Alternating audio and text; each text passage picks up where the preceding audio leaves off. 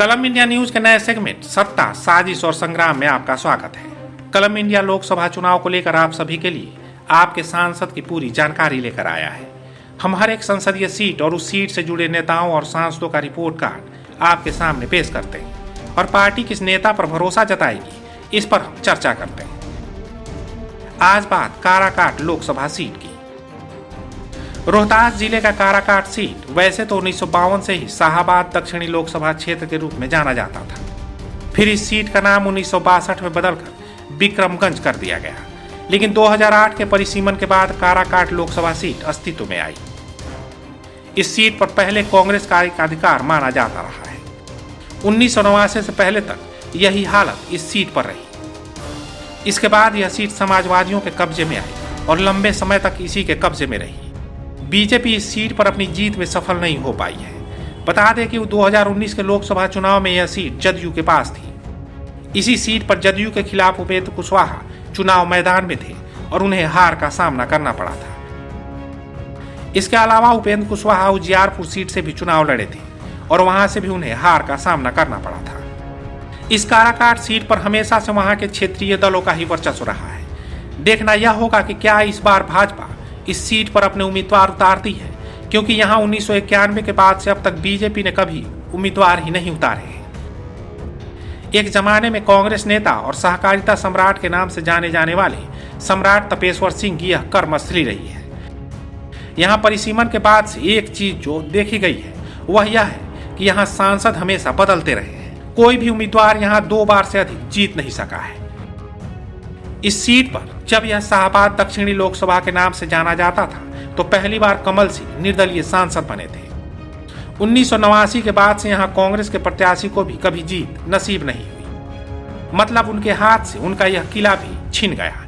Perfection IAS, UPSE और BPSC foundation classes के लिए समर्पित संस्थान। यहाँ आपको UPSE selected and interview appeared faculties द्वारा गाइड किया जाता है। Separate batches for Hindi and English medium. 65वीं और 64वीं BPSC एग्जाम में 69 और 107 रिजल्ट्स एवं 66वीं BPSC एग्जाम में 131 रिजल्ट्स हासिल किया है परफेक्शन IAS टीम ने। परफेक्शन IAS, कुमार टार, बोरिंग रोड, पटना।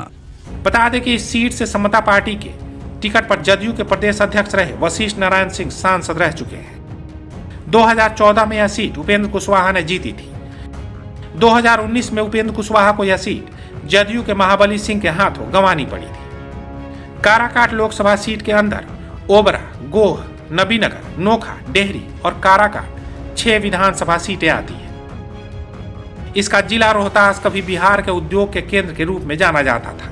नक्सली हिंसा ने इस क्षेत्र को बदनाम कर दिया और आपको बता दें कि यह जिला फिर से कभी उभर नहीं पाया। यहाँ यादवों की आबादी सबसे बड़ी है, उसके बाद राजपूत, फिर कोयरी, मुसलमान, ब्राह्मण और फिर भूमिहार आते हैं। अगर बीजेपी इस बार बिहार की सभी सीटों पर लोकसभा चुनाव में अपने दम पर उम्मीदवार उतारती है तो देखना होगा कि यहाँ से बीजेपी किसे चेहरा बनाती है और यहाँ का जातीय समीकरण बीजेपी को कितना फायदा पहुंचाने वाला होगा। वहीं 2024 की बात करें तो अब सियासी समीकरण फिर से बदलने जा रहे हैं। एक तरफ उपेंद्र कुशवाहा फिर से एनडीए के साथ है तो जेडीयू इंडिया के साथ। ऐसे में यहाँ के सीटिंग एमपी महाबली सिंह का टिकट कटना तय माना जा रहा है। बताया जा रहा है कि यहाँ से एनडीए उपेंद्र कुशवाहा को टिकट दे सकती है। वहीं अगर जेडीयू और आरजेडी में किसी एक को भी सीट मिलता है तो इंडिया की तरफ से कांति सिंह प्रत्याशी हो सकते हैं।